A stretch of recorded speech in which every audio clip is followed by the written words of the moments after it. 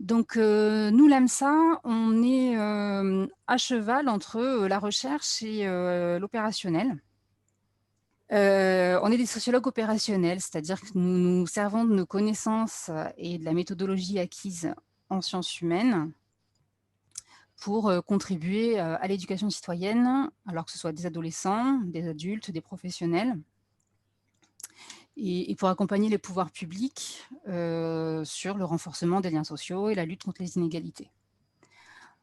Alors notre expertise, elle est évidemment fondée sur notre posture, hein, qui est à mi-chemin entre recherche et action éducative, entre le laboratoire d'expérimentation et les actions concrètes.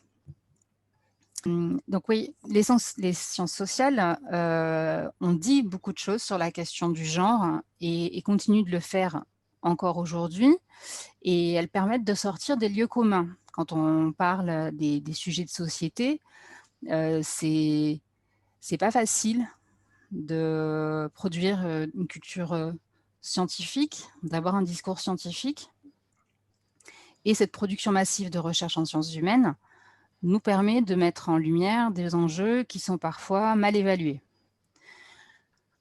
C'est dans ce cadre qu'on va tenter de vous éclairer aujourd'hui sur le genre et les bases du sexisme, parce que donc, comme le disait Bernard Lahire, si le monde social traitait indifféremment les individus des deux sexes, les sciences sociales n'auraient rien à dire à leur sujet. Et elles en disent encore beaucoup, donc c'est qu'il y a un problème.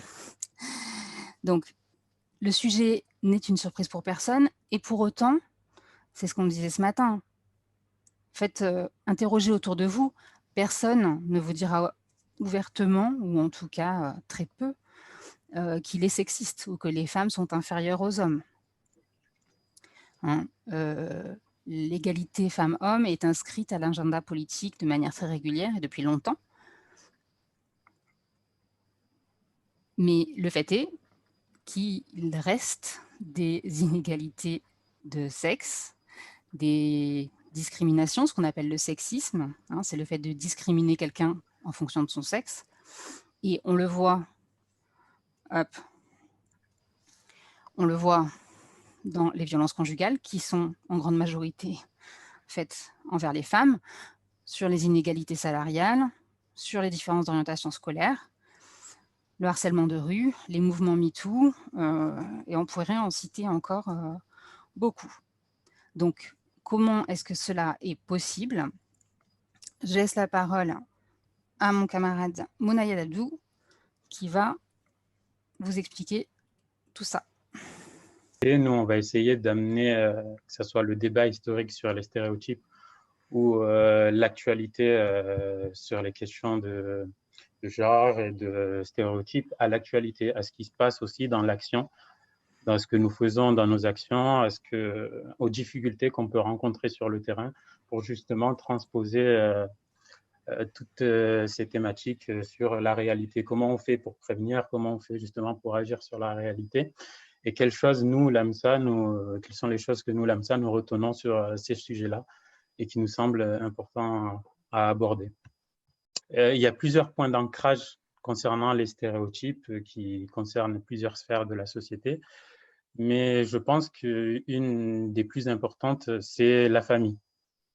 En soi, en sociologie, et je pense que dans les diapos suivantes, en sciences sociales et en sociologie, l'éducation primaire, ce qu'on appelle l'éducation primaire, l'éducation des parents et de la famille, prend une part importante dans le devenir des individus, on va dire. C'est vraiment la première sphère qui détermine et qui est vraiment ancrée chez les individus. On voit rarement des gens aller à l'encontre de l'éducation des parents, être extraordinairement différents de ce que les parents, de ce que la famille, de ce que l'entourage leur apprennent.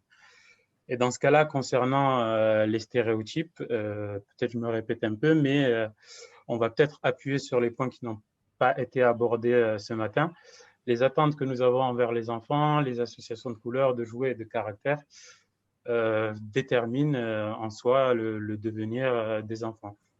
Mais une chose, à mon avis, importante à souligner, c'est que dans la famille, dans les travaux en sociologie, on a remarqué que dans la famille, et là peut-être je renvoie à vos quotidiens, écho à ce que vous rencontrez vous personnellement, on a remarqué que la figure idéologique et sociale est souvent le père. Bon, cette donnée-là, en tout cas, elle a été remarquée dans les différentes enquêtes, c'est que dans la famille, vraiment, le père représente cette figure idéologique et sociale qui transmet les idéaux politiques et voit au niveau du monde professionnel la reproduction sociale des métiers du champ professionnel s'avère beaucoup plus fréquente chez le père que chez la mère. Après l'éducation primaire vient aussi l'éducation secondaire, c'est-à-dire l'école. Généralement, on s'attend à ce que l'école soit le lieu de réconciliation de toutes les idéologies, parce que l'école porte des valeurs concernant l'égalité, concernant la société, qui sont censées être communes. Étant donné que la grande majorité des enfants passent par l'école, on s'attend à ce que cette institution soit justement l'endroit où tous se rejoignent. Mais d'un côté, il faut dire que l'éducation, encore une fois, primaire des parents, elle prône souvent sur l'éducation secondaire. On a tendance à croire que les enfants passent plus de temps à l'école qu'à l'extérieur, mais c'est l'inverse. Les enfants passent beaucoup plus de temps dans leur famille, dans les activités extrascolaires, dans leur milieu de socialisation qu'à l'école. Du coup, si ce qui se passe à la maison, si ce qui se passe en dehors de l'école contredit ou en soi et ne ressemble pas à ce qu'on apprend à l'école, soit il y a un mélange qui vient de la part de l'enfant par sa manière de voir les choses, soit généralement c'est l'éducation familiale qui prône. Et concernant l'éducation secondaire, à ce qui se passe en tout cas à l'école, on voit aussi que certes l'institution porte une forme d'idéologie, mais dans l'application, c'est autre chose. Porter une idéologie et l'appliquer, c'est autre chose, car ça revient à des personnalités, ça revient à des groupes qui en soi peuvent être plus ou moins d'accord avec ce que l'institution scolaire porte, mais aussi, comme on le disait ce matin, la plupart des comportements sexueux et des manières d'éduquer les enfants aujourd'hui de manière genrée, elle est aussi diffusée, voire inconsciente chez certaines personnes. C'est pour ça que les travaux en sociologie ont pu remarquer, notamment en entrant dans la salle de cours, pour voir justement comment on mettait en place les mesures, comment ça se passait en cours, comment ces stéréotypes-là se matérialisaient dans une éducation qu'on va appeler peut-être silencieuse. Pas forcément dans les mots qu'on utilise pour dire comporte-toi de telle manière ou d'une autre manière, mais vraiment dans les comportements, dans tout ce que l'enfant peut voir et tout ce que les adultes peuvent transmettre sans forcément s'en rendre compte. Et là-dessus, on remarque une première chose, c'est que les professeurs, et là je parle particulièrement en primaire et au collège, les professeurs vont avoir tendance à interroger volontairement plus les garçons que les filles. D'un autre côté, là, j'en viens plus au primaire, où la distribution des jouets et les attentes au niveau des comportements n'est pas forcément la même en fonction des filles et des garçons. Dans certaines écoles, dans beaucoup d'écoles, les jouets sont laissés libres pour les enfants et pour les garçons et les filles. Mais là-dessus, on va voir quand même une différence au niveau des attentes de la part des adultes sur l'appropriation des jouets de la part des enfants. Ça va être plus extraordinaire de voir une fille, de voir une fille attraper un ballon ou des jouets qui sont connotés masculins que inversement, on va voir un garçon jouer à la poupée. Là aussi, on va soit avoir des remarques de la part des SETSEM, des professeurs, mais en tout cas, c'est plus extraordinaire, on va dire, de voir un parfait mélange au niveau de l'utilisation des jouets. Je passe sur l'autocensure parce qu'on a pu le voir et l'expliquer ce matin. J'ai envie d'appuyer plus sur le manque de diversité dans le personnel éducatif en milieu primaire, à l'école maternelle et de plus en plus au collège. Je disais que l'éducation, ce n'est pas seulement ce qu'on dit aux enfants de faire ou de ne pas faire, c'est aussi ce qu'ils voient tous les jours. Et ce qu'ils voient tous les jours peut ressembler à des exemples dans ce qu'ils font et ce qu'ils reproduisent. Et à l'école élémentaire, on va dire, et à l'école primaire aujourd'hui, on voit que la majorité des postes sont occupés par des femmes. On voit rarement des tatas, on voit rarement des personnels de cantine ou des maîtres d'école. Et dans ce cas-là, ce qu'ils voient influence forcément leur manière d'associer filles et garçons dans des rôles. Et ce manque de diversité joue forcément sur les manières qu'ont les enfants de voir justement le monde professionnel et qui tient tel rôle ou tel rôle. Dernier point qui nous semble important, l'occupation de la cour de récréation.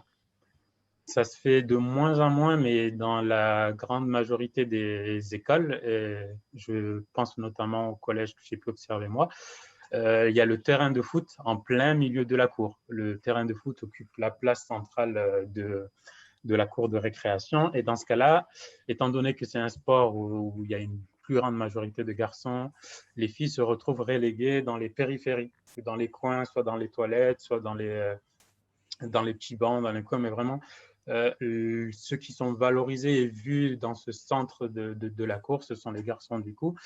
Et quand, j'en reviens à ce point, et quand ça on l'a pu l'observer en sociologie ou ailleurs, quand des filles veulent s'immiscer dans ces groupes pour jouer au ballon, soit on la voit extraordinairement comme différente des autres filles, et pas seulement pour ce qu'elle est, mais vraiment différente des autres groupes justement, qui se retrouvent relégués dans les coins et dans la périphérie, qui ne sont pas au centre de la cour. Et généralement, dans les observations, on voit que lorsque les garçons justement occupent l'espace du terrain de foot, les filles contournent, ne se mettent vraiment pas au milieu, contournent le terrain de foot pour ne pas justement se retrouver au centre qui est beaucoup plus occupé par les garçons. Dernier point là-dessus, les conséquences se manifestent dans les processus d'orientation et les choix de métier et de carrière. Une donnée qu'on a pu voir ce matin, que je tiens à rappeler, c'est que 62% des femmes sont diplômées du supérieur contre 51% des hommes en France. On a pu le voir que le choix des métiers et des carrières était genré, mais peut-être quelque chose à préciser, c'est que collège, primaire et lycée, les filles avaient de meilleurs résultats scolaires que les garçons. Et ça, on a pu l'expliquer notamment à leur manière justement de se comporter en cours, qu'on demande à la fille d'être plus attentive que le garçon. On va tendance à plus accepter un garçon qui est un peu perturbé, qui est un peu plus qu'une fille justement, où on va attendre plus qu'elle soit calme, qu'elle soit posée, alors que le comportement, on va dire, hors norme du garçon va être plus accepté que chez la fille. Ce qui fait qu'on pense, en tout cas, l'hypothèse forte en sociologie, c'est que les filles sont dans toutes les catégories, et là je tiens à le préciser, que ce soit en primaire, collège, lycée, lycée professionnel, ont en moyenne de meilleurs résultats que les garçons. Mais ce chiffre n'est pas à regarder seul, n'est pas à voir seul. Oui, tu peux passer, il n'y a pas de souci. C'est que par la suite, quand même, ce qui explique que justement, dans ce qu'on a pu voir dans le monde professionnel, c'est que à l'école, certes, les filles ont des meilleurs résultats scolaires, mais l'éducation primaire et l'éducation secondaire amènent les filles à s'orienter vers des filières dirigées vers le soin, vers le social, plutôt que vers des carrières scientifiques avec beaucoup plus d'ambition. Et même dans les, dans les filières où on trouve, ou dans les carrières où on trouve les garçons et les garçons ont tendance à aller beaucoup plus loin, à choisir les spécialités beaucoup plus valorisées. Et là-dessus. Et du coup, tout ça rejoint cette vision de la femme renvoyée à la sphère privée ou objet de fantasme qui est prédisposée à faire et à penser de telle ou telle manière et qui est beaucoup plus apte, on va dire, à occuper certains métiers que d'autres. Et autre chose, je pense, importante à souligner, dans le devenir, quand là, on parle justement de l'expérience et des études en sociologie, si les filles choisissent encore en majorité des formations dirigées vers le social et le soin, on a remarqué aussi que des carrières de professorat, que ce soit en primaire ou au collège, qui sont beaucoup plus investies par des femmes, on remarque aussi que là-dessus, que le devenir, l'imagination de ce que va devenir professionnellement une femme et un homme ne se fait pas de la même manière opérationnellement dans la tête. On va dire que les filles prennent beaucoup plus en compte l'avenir de l'enfant que le garçon. Lorsqu'on pose la question aux garçons et aux filles, on va dire que la place de la famille, le fait d'avoir des enfants, va être beaucoup plus évoqué par les filles que les garçons. Peut-être c'est dû au fait que c'est elle forcément qui porte l'enfant, mais cette charge, on va dire, familiale, elle pèse beaucoup plus dans la projection des filles que des garçons. Les filles vont plus évoquer ce sujet-là plutôt que les garçons en tout cas dans leur ambition, dans leur projet personnel. Voilà, du coup, on pense d'une différenciation a priori anodine, du sexisme ordinaire, c'est ce dont on parlait ce matin, ça devient quasiment naturel que les filles soient considérées d'une manière ou d'une autre. Oui, ce qui paraît différenciation anodine, effectivement, un garçon joue avec un camion et une fille avec une dinette, c'est pas bien grave. Sauf qu'en fait, derrière, ça, ça touche beaucoup plus durement les femmes, ça dévalorise le statut de la femme et ça met aussi les hommes face à des injonctions de masculinité, de réussite. Et s'ils ne sont pas là-dedans, ils sont considérés comme homosexuels et souvent, on arrive sur des insultes, pour le coup, homophobes qui reprennent des attributs féminins. Donc le féminin devient une insulte. Donc voilà, on peut, c'est ce rapport entre genres finalement peut être très violent, même s'il ne l'est pas de manière évidente, et finalement beaucoup plus insidieux que ça. Donc nous, à l'AMSA, on a fait le pari, plutôt que de faire la leçon, de dévoiler les mécanismes, en évitant évidemment la culpabilisation, de jouer sur les sentiments, tout ça, d'aborder la chose de manière plutôt scientifique et par l'expérimentation. Hop. Ça passe notamment par le fait de déconstruire la question du naturel, donc naître fille ou garçon et le normal, la norme, le social. Hein. Ça, les collégiens sont assez friands de cette notion-là. Ils ne comprennent pas au départ et puis ça leur fait ouvrir les yeux assez facilement. De déconstruire les notions donc, de genre, de sexe, d'éviter les raccourcis entre les actes et les conséquences, le bien, le mal, évidemment, et surtout susciter les questionnements. C'est ce qui nous semble être le plus intéressant, voilà, pour former des générations futures un peu plus engagées, un peu plus égalitaires.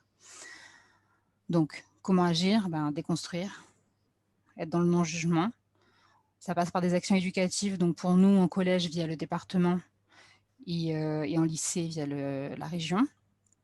Des actions parentalité, que ce soit grâce au partenariat avec des collèges ou dans les centres sociaux. Et la formation des acteurs éducatifs. On forme notamment des ATSEM ou des enseignants. Voilà. Donc, je préfère passer la parole à Karima Chibane qui va vous expliquer donc comment son ministère de la justice, en particulier la protection judiciaire de la jeunesse, a travaillé cette question du genre et du sexisme. Ok, merci beaucoup Sophie. Je ne vais pas utiliser de PowerPoint parce que c'est vrai qu'on a peu de temps. On a 15 minutes et ça me permet au moins de voir tous les visages un petit peu et d'avoir un peu d'humanité, même si c'est sur une petite courte durée. Donc, Sophie a dit, donc je travaille à la PJJ et je suis référente égalité femmes-hommes à la direction interrégionale Sud-Est, qui regroupe en fait Provence, Alpes, Côte d'Azur et Corse. Pour ceux qui ne connaissent pas la PJJ, donc c'est la protection judiciaire de la jeunesse, qui est un des ministères, des administrations du ministère de la Justice, comme les services judiciaires, comme l'administration pénitentiaire. On est plus petit, mais on fait aussi partie de ce ministère. La protection judiciaire de la jeunesse, en fait, elle est en charge de toutes les questions qui intéressent la justice des mineurs. C'est-à-dire que nous, on a au quotidien des équipes pluridisciplinaires qui sont faites d'éducateurs, psychologues, assistantes sociales, professeurs techniques, etc., qui œuvrent et qui mènent des actions auprès des mineurs, à la fois des actions éducatives et d'insertion. Donc ça, c'est vraiment notre cœur de métier. Pour vous donner un peu une idée de notre dimension, on est à peu près 1000 agents dans cette interrégion. On a à la fois nos services publics, mais on habilite aussi certaines associations sur ce volet-là. et on a à peu près 300 salariés dans ces associations-là. On suit 13 000 mineurs par an, pour vous donner un peu une idée en termes quantitatifs. Et puis, je voulais aussi poser, avant de vous montrer l'outil qu'on utilise, poser un peu le cadre dans lequel on intervient sur l'égalité femmes-hommes au sein des ministères, au sein de la fonction publique, parce que ça ne nous est pas propre à nous. Et peut-être avant de vous parler de ce que nous, on fait au quotidien, il me semblait important de rappeler 3 dates qui sont essentielles sur ce volet-là. La première des clés, parce que pour moi, c'est vraiment des clés dans l'histoire récente. La première des clés, c'est 2008, avec en fait l'extension de l'article 1er de la Constitution, puisqu'il a été étendu, rappelez-vous, dans nos lointains souvenirs de l'article 1er, la France est une république indivisible, laïque, démocratique, etc., etc. Et en fait, on y a adjoint la loi favorise l'accès, l'égalité des femmes et des hommes, je le lis comme ça, je ne fais pas de lapsus, aux mandats électoraux, aux fonctions électives, et aussi aux responsabilités professionnelles et sociales. Donc, ça veut dire que c'est marqué, nous, dans notre texte majeur, qui est la Constitution. Donc, ça, c'est une première, on va dire, une premier switch sociétal. Pour nous, dans notre administration, la deuxième clé, c'est une circulaire de 2012 qui, en fait, enjoint une politique interministérielle sur la question de l'égalité femmes-hommes, c'est-à-dire ce n'est plus de la compétence que d'un seul ministère, mais on travaille tous ensemble sur cette question. Rappelez-vous, à l'époque, on était avec un gouvernement, le premier gouvernement paritaire. Maintenant, c'est vrai qu'on s'est habitué, mais à l'époque, ce n'était pas très longtemps. C'était le premier gouvernement paritaire qu'on avait. Et cette circulaire, en fait, elle mettait le focus sur la question de équilibrer en fait les nominations dans des postes d'encadrement, ce qui était important, qui ne s'était jamais fait avant. Et puis, a été nommé au sein de chacune des administrations un haut ou une haute fonctionnaire en charge de l'égalité femmes-hommes. Ça aussi, c'était une première. Il n'y en avait jamais eu avant. Pour le ministère de la Justice, nous, c'est Isabelle Rome. Donc, voilà les 2 dates importantes. Et la 3e date, c'est le 1er mars de l'année dernière, en fait, 2021, où on a créé dans tous les services de l'État un réseau de correspondants ou de référents d'égalité femmes-hommes. Donc, nous, en fait, notre fonction, elle existe depuis pas très, très longtemps. On peut dire que c'est assez récent.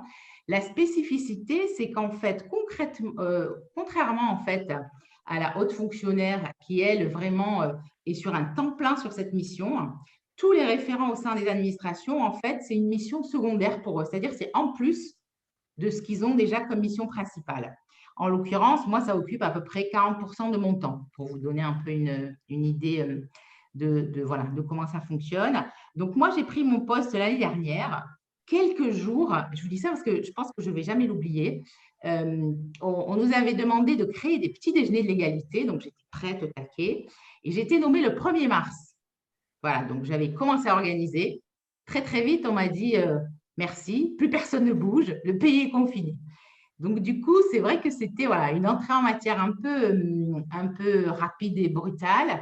Du coup, on a travaillé, nous, sur les périodes de confinement, avec l'aide de nos partenaires, plutôt à donner de l'information sur la question des violences intraconjugales et intrafamiliales.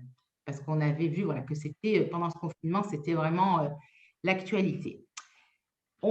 Du coup, on s'est beaucoup centré, on a attendu un peu de sortir de cette sidération du confinement qu'on a tous un peu vécu.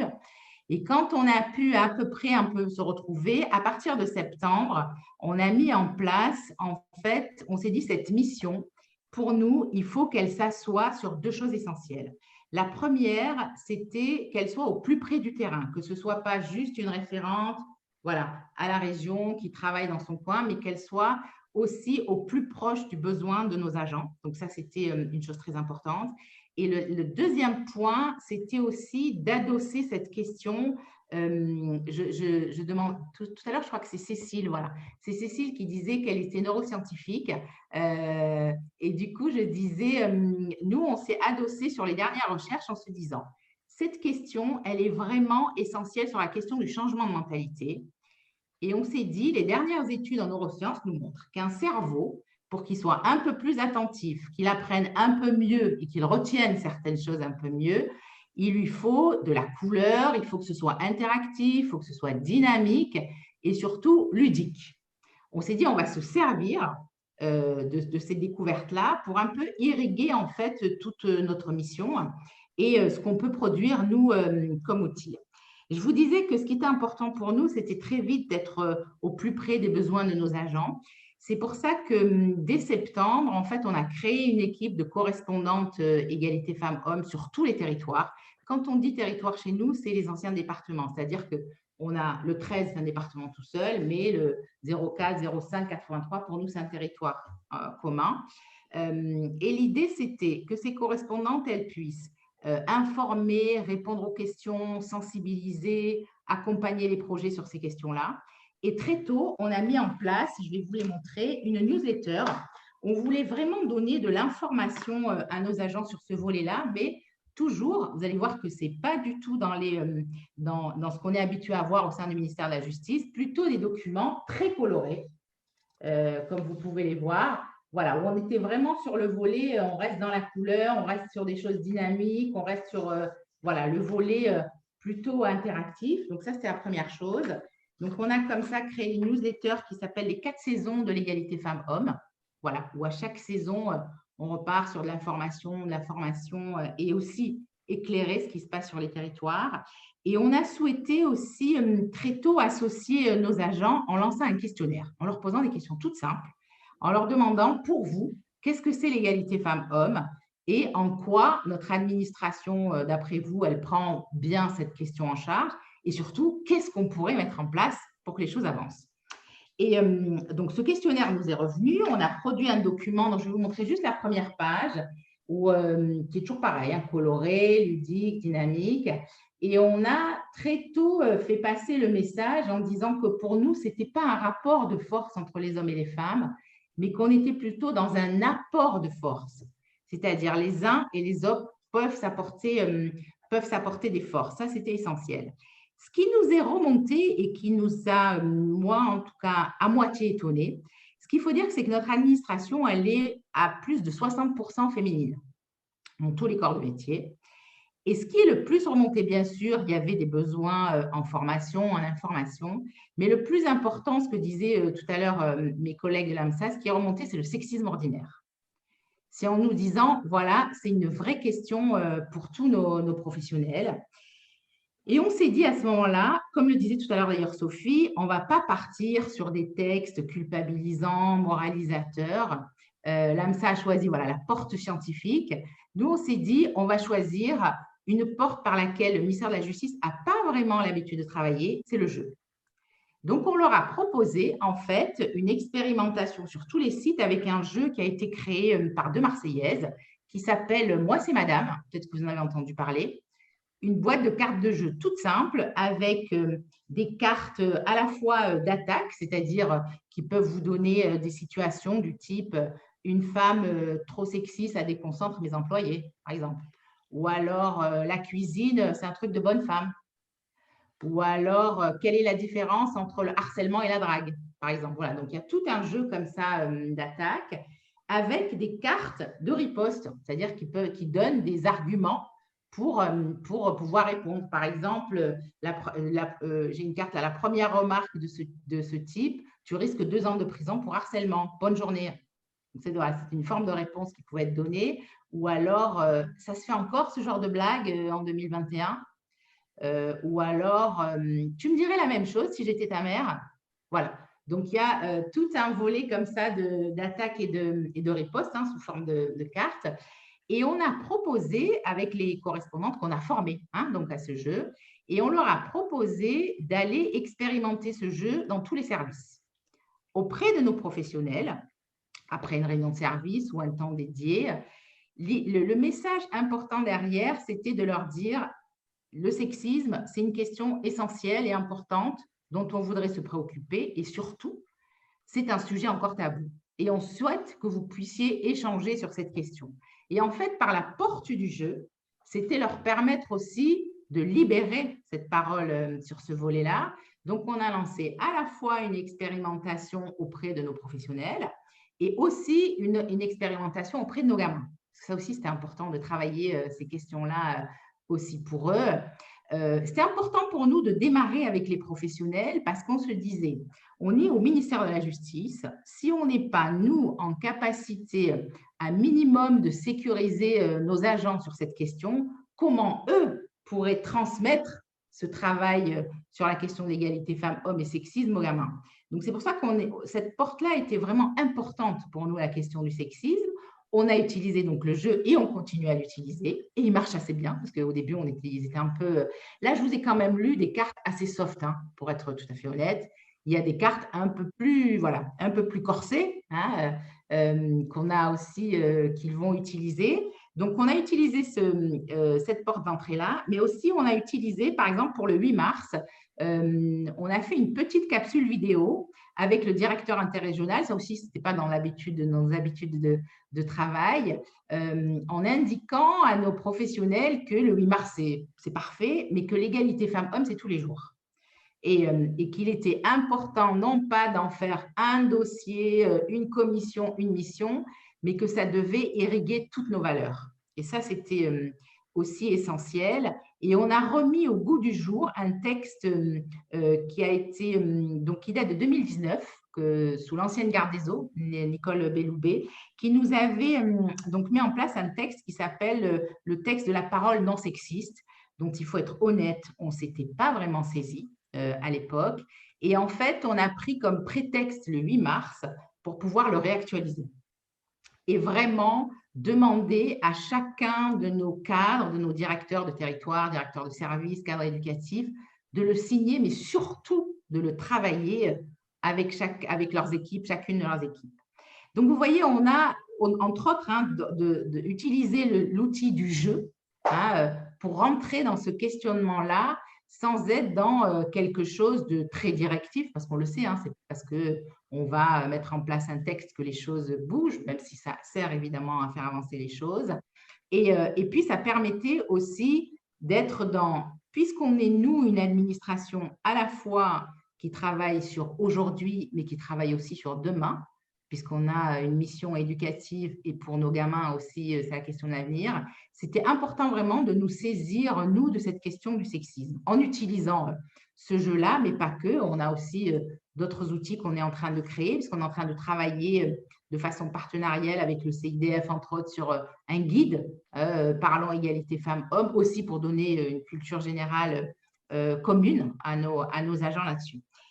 Et je passe la parole à ma collègue Marielle Vallon qui va, elle, vous expliquer d'une part ce qu'est le CIDF, ses missions, et puis vous présenter aussi deux outils. Merci à toutes et à tous. Donc, le CIDF Océan, c'est le Centre d'information sur les droits des femmes et des familles. C'est déjà pas très communicatif à la base, les acronymes. On est présent partout en France. Il y a 103 associations dans tous les départements.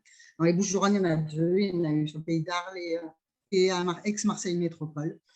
On est né dans les années 70, suite au mouvement féministe des années 60 et 70, avec l'objectif de travailler sur l'accès aux droits des femmes. La période 1970-1970 en termes de droits pour les femmes a été très forte sur des choses comme l'égalité salariale. Oui, c'était en 70 hein, déjà, dans la loi. Ce n'est pas encore dans la réalité, mais dans la loi, ça date. Et du coup, on est né dans ce cadre-là et ensuite, on s'est étendu sur tous les territoires.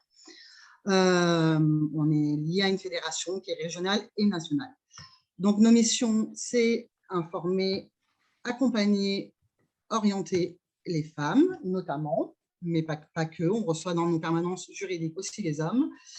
Et on a plusieurs thématiques, l'accès aux droits, l'emploi et l'insertion, la parentalité, la lutte contre les violences sexistes et la sensibilisation et prévention. Je vais faire très vite. L'accès aux droits, c'est des permanences juridiques ouvertes à toutes et à tous. On pense que quand les gens connaissent leurs droits, ils peuvent les utiliser et les faire valoir. Et c'est aussi un moyen de… Et on est encore 40 ans après… encore besoin de faire de l'accès aux droits et c'est d'autant plus nécessaire en ce moment. Et ça permet aussi c'est un moyen de s'émanciper et aussi un moyen de faire valoir ses droits. Et donc, on a des permanences juridiques qu'on reçoit inconditionnellement. Elles sont gratuites et confidentielles pour tout le monde. Dans cette logique-là, on a développé un service aussi emploi et insertion, parce que aussi l'émancipation passe aussi par l'emploi et l'insertion. C'est plus facile de faire des choix dans sa vie quand on a les moyens de les faire, et avoir un emploi, ça permet aussi d'avoir les moyens financiers de faire ses choix. Et puis l'emploi est aussi un moyen, le travail est aussi un moyen émancipateur quand on a la possibilité de le choisir, ce qui n'est pas toujours le cas. Mais du coup, on travaille beaucoup, on a beaucoup de groupes de femmes, et on travaille beaucoup en collectif sur l'estime de soi, sur l'élargissement des choix professionnels, sur le droit du travail, pour toujours un rapport aussi à connaître ses droits et les faire valoir. Mais l'idée, c'est vraiment de travailler sur la logique collective et le travail en groupe, même si on fait de l'accompagnement individuel. On garde ce collectif, on travaille aussi la question de toutes les ruptures de parcours. On sait que les femmes dans leur parcours professionnel sont beaucoup plus soumises aux ruptures, dues à plein de choses. Ça peut être les violences, ça peut être la migration, ça peut être la parentalité, le burn-out, l'épuisement professionnel. Et du coup, on travaille beaucoup ces questions de rupture professionnelle par le collectif, par des ateliers où on parle des parcours de vie, et aussi de la question de l'estime de soi. Sur aussi l'élargissement des choix professionnels, on travaille beaucoup avec les partenaires, et on a créé d'ailleurs aussi un escape game pour aussi montrer les métiers dits masculins. Par exemple, la logistique et transport logistique, où on a créé un escape game avec la branche professionnelle transport logistique et la Cité des métiers et Pôle emploi. On essaye aussi de faire sauter les stéréotypes sur les métiers, avec différents, par le jeu, comme disait Karima, le jeu est aussi un bon moyen d'intégrer et de voir plus largement. Évidemment, tout ce qu'on fait est traversé beaucoup par le sujet des violences sexistes et sexuelles. Donc, on a toute une équipe qui est formée sur ces questions-là, sachant que notre équipe est pluridisciplinaire. Donc, on a des juristes, des psys, des chargés de mission égalité, et des chargés d'emploi et conseillères emploi et insertion. Mais globalement, toute l'équipe est formée sur la question de la lutte contre les violences sexistes et sexuelles. On a des ateliers de sensibilisation, de l'information juridique, des groupes de parole. On fait de la formation aussi pour la police, pour différents corps de métier. Et là, ce que je voulais aborder avec vous aujourd'hui, c'est tout notre champ qui est sur la sensibilisation et la prévention. Et je vous montrer deux outils qu'on utilise beaucoup, et deux outils assez récents. Alors, on intervient sur tout public, mais beaucoup chez les jeunes, sur ces différentes thématiques, le sexisme, les stéréotypes, le droit des femmes, l'égalité femmes-hommes, le harcèlement scolaire, le cyberharcèlement.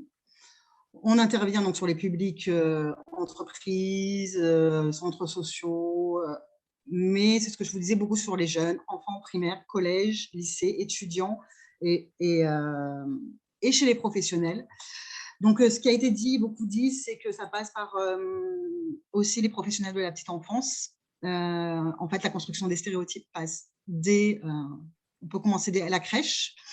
Du coup, on mène pas mal de formations auprès des professionnels de la petite enfance à la crèche, même si on voit que ça se singularise encore plus au moment de l'entrée à l'école. En fait, les stéréotypes, on passe encore une étape à l'entrée à l'école. Aussi parce que c'est dans la construction aussi des enfants, la séparation filles-garçons, la conscience du genre. Voilà. Donc, on forme aussi ces professionnels à ces questions-là. On utilise beaucoup d'outils pédagogiques qui sont conçus spécifiquement à chaque fois pour dans les domaines d'action. Je vous passe, mais alors on a les outils classiques, la photo-expression, les débats mouvants, l'analyse d'images. On a créé une frise des droits des femmes avec Lily Son, donc une illustratrice que pas mal connaissent, qui a illustré aussi pas mal de colloques, qui est marseillaise. On utilise beaucoup aussi le ciné-débat, avec ça, là, un peu plus vieux qu'à partir du lycée. Donc, notamment, il y a des films comme Le sexe sans consentement, pour parler des sujets du consentement, pour faire réagir les jeunes. On a créé aussi des forums avec des professionnels qui viennent parler de leur métier. Donc, ou des femmes dans des métiers dits masculins ou des hommes dans des métiers dits féminins. Je dis bien dit, hein, c'est parce qu'on a vu ce matin comment ça se construit, tout ça. Mais aujourd'hui, je voulais vous parler de ça. Donc, on a développé un jeu, donc les CIDF de PACA, grâce notamment au Fonds social européen, mais on a développé un jeu ludique illustré par Gala Vanson. Le jeu, je l'ai ici, donc avec un plateau, des cartes de jeu qu'on utilise beaucoup avec les collégiens, lycéens et qu'on utilise même en primaire. L'objectif, c'est de partir de leur connaissance à eux, de partir de leur pratique et d'avoir, parce qu'on se rend compte quand on intervient beaucoup dans les collèges et lycées que on évite aussi de passer par les pratiques de la jeunesse. On n'a pas leur âge, on n'est pas dans leur même milieu et on n'a pas, donc les choses évoluent, les musiques évoluent, les langages évoluent, tout évolue. Et du coup, de partir de leurs propres paroles nous permet, nous aussi, à un moment d'être réceptifs et de réagir et d'utiliser aussi les exemples et les outils qu'ils connaissent. Et du coup, on part d'un jeu de plateau classique, type jeu de loi, mais il n'y a pas de... L'idée, c'est vraiment de les interroger avec des questions. Donc, il y a 5 grandes thématiques. Il y a la violence, les mots, moi et les autres, égalité et émotion. Et là, je vous ai mis juste quelques questions il y a des dizaines et des dizaines de questions, mais sur les émotions, par exemple, la question va être « As-tu déjà fait du mal à quelqu'un ?» Le fait qu'on soit dans un jeu fait qu'ils vont y répondre sans aussi se poser trop de questions, c'est-à-dire qu'ils vont aller assez vite dans la sincérité de leur personnalité. Ils ne vont pas forcément chercher à dire ce que vous avez envie d'entendre, quoi. Parce que c'est ça aussi, c'est plutôt avec les jeunes, ils ont tendance aussi à aller à dire ce que vous avez envie d'entendre, en fait. Donc, on va aller chercher un peu là où ils sont et on leur demande de répondre à la question et puis après, de faire répondre le reste de la classe. C'est-à-dire qu'ils soient dans l'échange entre eux. Souvent, ils ont les réponses entre eux et ils ont des avis différents et ils débattent. Et c'est par l'expression et le débat qu'on arrive aussi à faire émerger des choses. Et nous, on est juste là dans l'animation de ces temps-là. Et dans cette animation, on est là aussi pour apporter un peu de construction théorique, parce qu'il en faut un petit peu aussi à un moment d'expliquer, voilà, ça aussi, tu en arrives à de tels jugements parce que des stéréotypes, mais en fait, on se rend compte qu'eux-mêmes trouvent les réponses à leurs questions. Entre eux, dès qu'on arrive à équilibrer le débat et à animer le débat, ils arrivent à apporter eux-mêmes leurs propres réponses. Et c'est aussi eux qui nous renvoient des choses, parce que par exemple, sur notamment les questions de violence, on peut avoir toute plein de théories en disant, ouais, la violence, effectivement, une forme de morale, c'est pas bien, c'est pas ci, c'est pas ça, mais eux, ils vont ramener une certaine réalité aussi qui est la leur, qui vont dire que s'ils se montrent faibles, du coup, ils se font marcher dessus. Comment on fait pour pas se montrer faible? C'est aussi, voilà, comment on déconstruit toutes ces questions-là de la force. C'est pas si simple que ça, c'est pas que les mots, et c'est aussi, il faut prendre en compte aussi l'environnement d'où ils viennent et l'environnement qui les entoure, quoi. Donc, les autres thèmes, c'est les mots. On les fait travailler sur les mots. Là aussi, j'ai fait un peu comme Karima, je n'ai pas mis les questions les plus trash, mais on utilise aussi leur langage.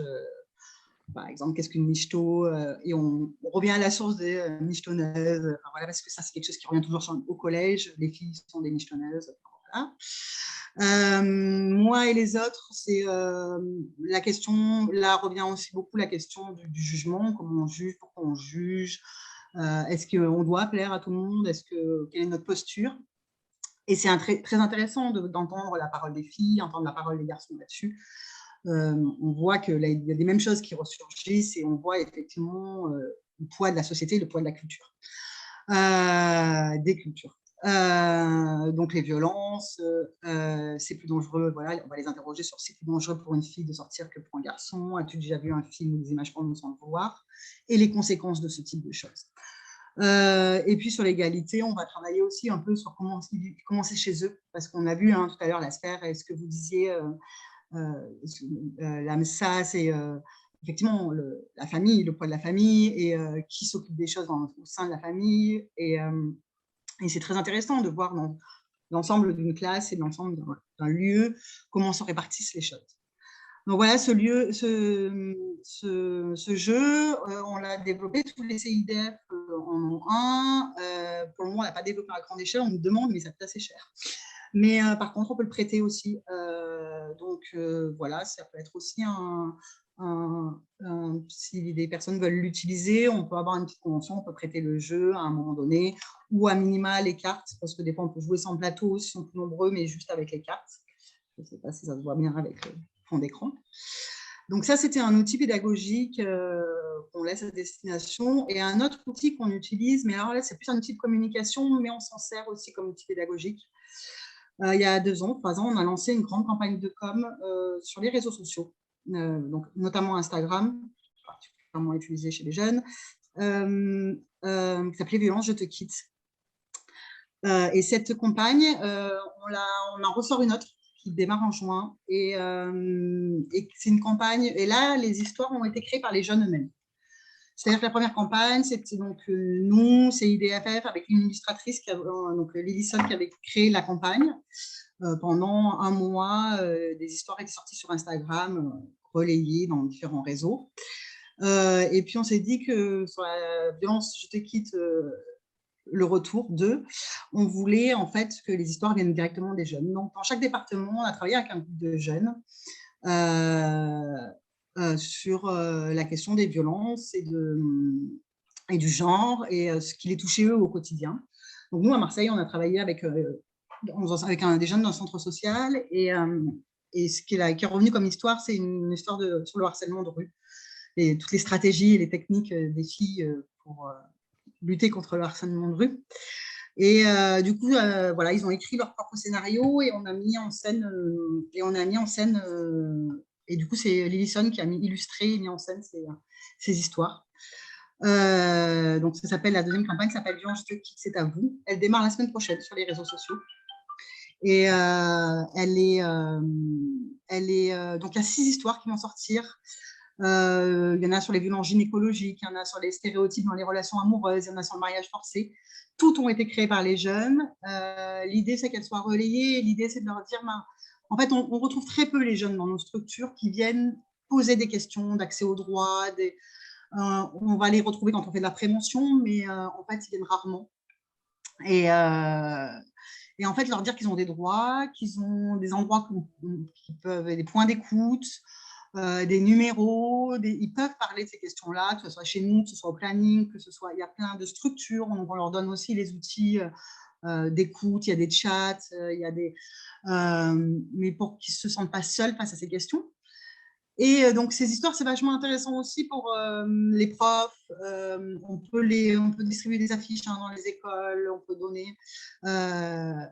Je vois que Solène nous dit qu'il reste 15 minutes d'atelier, donc je vais bientôt finir. Mais vous pouvez nous demander aussi d'utiliser les outils, vous pouvez les relayer. Il n'y a pas de souci, on est là pour le diffuser au maximum. Et on utilise ça aussi pour… en fait, on se rend compte qu'avec les jeunes, c'est bien aussi de travailler la question en leur faisant faire quelque chose. Donc, en leur faisant écrire des histoires, on a travaillé avec aussi une association qui s'appelle la ZEP, la Zone d'écriture prioritaire, où c'est des journalistes qui interviennent, qui font écrire des histoires aux jeunes. Voilà, c'est tous ces outils qui nous semblent hyper importants d'utiliser. C'est des outils où, à un moment, ils sont eux-mêmes dans la fabrique de quelque chose. Non pas juste dans l'écoute, mais dans la fabrique de quelque chose, où ils jouent, où ils fabriquent quelque chose, où ils en sont des affiches. Ils en sont un peu maîtres. Et du coup, on a ces outils-là qu'on fait avec eux. On peut les rediffuser, on peut les prêter. Voilà. Voilà pour quelques outils. Vous pouvez nous contacter.